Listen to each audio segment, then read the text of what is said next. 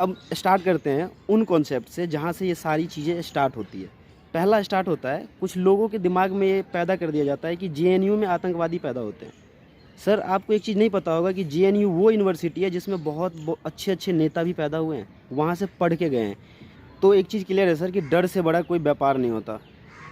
वकील चाहता है कि लोग डरे, उनका व्यापार चलता रहे, जज, डॉक्टर, कोई भी हो। आज के टाइम में आपको जितने खाने पीने का आइटम का नाम नहीं पता होगा ना, उतना मेडिकल के स्टोर की दवाइयों का नाम पता होगा। क्यों पता है? क्योंकि लोगों के दिमाग में एक डर है कि इन दवाइयों का नाम अगर मुझे पता नहीं होगा तो मैं बीमारी से मर सकता हूँ। यानी कि किसी भी व्यापार को चलाने के लिए सबसे पहले डर को बनाने रखना बहुत ज़रूरी होता है। अब स्टार्ट करते हैं उस कॉन्सेप्ट से। आपको पता है कुछ एआईएमएम के परमानेंट वोटर हैं, बीजेपी कहती है कि हमारे साइलेंट वोटर हैं। उसके बाद आरजेडी कहता है हमारा जातिवाद का वोटर है, जेडीयू कहता है हमारा वोटर है। उसके बाद और भी है, एलजेपी है, और भी इधर उधर की पार्टियाँ होंगी। अभी बंगाल में कुछ दिनों बाद चुनाव होने वाला है, ममता दीदी की पार्टी है। तो ये जितने भी कॉन्सेप्ट है ना सर, ये सब डर के ऊपर चल रहा है। और मैं एक चीज़ आपको दावे के साथ कह सकता हूँ कि आज के डेट में जो किसान आंदोलन चल रहा है ना, कल के डेट में ख़त्म होगा। इससे भी उभर के एक नया नेता आएगा, यानी कि एक नया शेर आएगा जो अपने शिकार तो करेगा। क्योंकि जो भी दुनिया में आया है उसका सबसे पहला काम है खाना खाना। भूख हर किसी को लगती है, खाना हर किसी को चाहिए, चाहे वो कोई भी हो। तो जो आएगा, हर किसी के अपने अपने बजट हैं, अपने अपने खर्चे हैं। कोई 10 रुपये में भी खुश रहता है, कोई किसी के लिए 10,000 भी कम पड़ते हैं, और किसी के लिए 10 लाख भी कम पड़ता है। तो मैं ये कहना चाहता हूँ सर, आप लोग आंख बंद करके किसी के ऊपर भरोसा मत करो। ये सोच के मत जियो कि मेरे पहले वालों ने उसके पीछे वोट किया था, उसको सपोर्ट किया था, तो मैं उसी के साथ चलूँगा। सर उन दिनों उस पार्टी में कोई और होगा, किसी और के कॉन्सेप्ट पे वो पार्टी चल रही होगी, किसी और की थ्योरी थीम को फोकस कर रही होगी। आज उस जगह पे कोई और होगा। तो ये ज़रूरी नहीं है सर कि जो राजा है वो हमेशा राजा रहे। बहुत सारे लोग राजा थे, लेकिन आज वो कहीं के नहीं है, लोग उन्हें जानते भी नहीं। उनको क्या, उनके आने वाली नस्ल, उनके ख़ानदान के बारे में नहीं जानते कि राजाओं के वंशज हैं।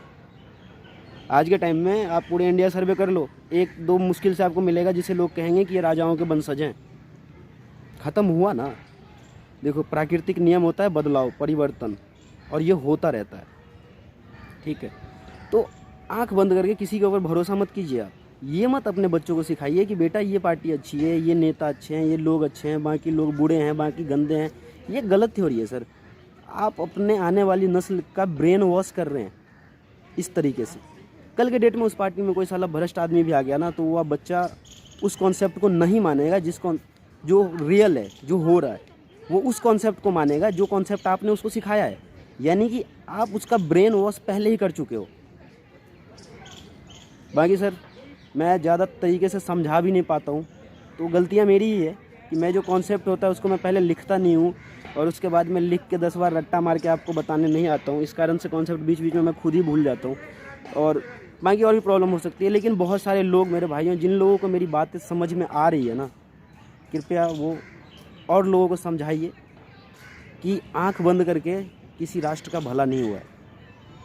हम सब चाहते हैं हमारा देश अच्छा हो। मैं चाहता हूँ मेरा राज्य अच्छा हो, मेरा देश अच्छा हो, मेरी भाषा को एक नई पहचान मिले। मेरा रियल भाषा कुछ और है, मैं मैथिली बोलता हूँ, और मैं मिथिलांचल क्षेत्र से हूँ। अब आप लोग को पता भी नहीं हो शायद कि मिथिलांचल कहाँ है, मैथिली भाषा क्या होता है, तो मैं उसके लिए माफ़ी चाहता हूँ। मैं आपको बता भी नहीं पाऊँगा, मैं ना उतना कन्विंस कर पाऊँगा इस सब्जेक्ट पे। लेकिन मेरा हिंदी भाषा तो मेरे राष्ट्रीय भाषा है सर, लेकिन मेरा जो मातृभाषा जिसको मैं कहता हूँ, जिसमें मैं मदरलैंड वाली जो मेरे गांव की भाषा है, वो मैथिली भाषा है, और मैं मिथिलांचल क्षेत्र से बिलोंग करता हूँ, और मैं अपने मिथिला क्षेत्र से बहुत प्यार भी करता हूँ। लेकिन जब मैं वहाँ पे ऐसे कॉन्सेप्ट, ऐसे लोगों को सुनता हूँ, शहर में, अभी मैं दिल्ली के अंदर हूँ, ऐसे कॉन्सेप्ट सुनता हूँ ना, तो मेरे को बहुत दुख होता है। मैं ये नहीं कहता कि मेरे घर वालों ने नहीं सिखाया, मेरे घर वालों ने भी सिखाया भाई।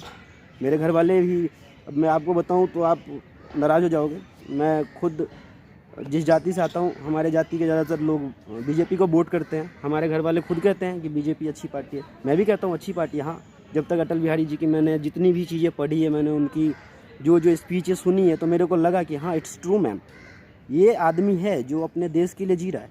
लेकिन मैं ये नहीं कह सकता ना यार कि कल के डेट में कोई भी आकर के बीजेपी से अपना, क्योंकि पैसे के दम पे टिकट खरीदा और बेचा जाता है, ये सब जानते हैं, बताने की ज़रूरत नहीं है। तो कल के डेट में कोई आदमी पैसा दे करके टिकट खरीदेगा पार्टी का, और पार्टी का लीडर बन जाएगा। तो इसका मतलब ये थोड़ी है सर कि पूरी पार्टी अच्छी है।